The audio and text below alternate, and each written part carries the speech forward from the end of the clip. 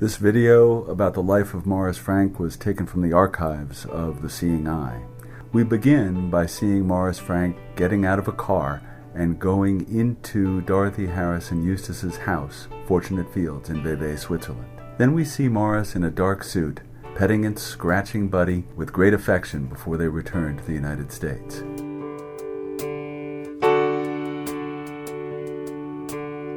As I put my hand down on Buddy, I knew that she was going to be my Declaration of Independence and give me back the freedom that I so long desired to go and come as I pleased, and that she also would be the pioneer of the guide dog movement in the United States for the blind men and women who neither wanted charity nor pity, but wanted to live a normal life with normal people.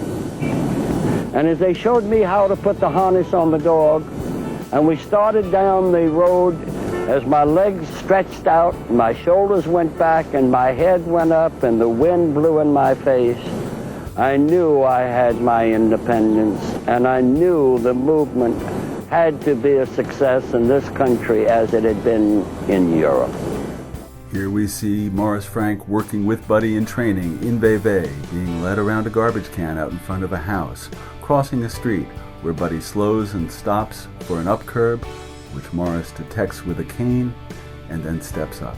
We see him saying goodbye at Fortunate Fields and getting into a car on his way back to the United States, where the work of Maurice Franck and Buddy truly began. Maurice opened doors for blind people all across the United States with Buddy One. Restaurants, trains, and here even a United Airlines plane on Buddy's last trip. The work continued with Buddy Two. We see Maurice Franck walking on the streets of New York City and getting into a train to the 1939 World's Fair. He gets off the Long Island Railroad at the stop by what's now Shea Stadium and goes onto the World's Fair grounds. The World's Fair symbol was the Trilon and the Perisphere. And we see him walking away from the Perisphere, coming towards us. The theme of the World's Fair was Dawn of a New Day. It certainly was.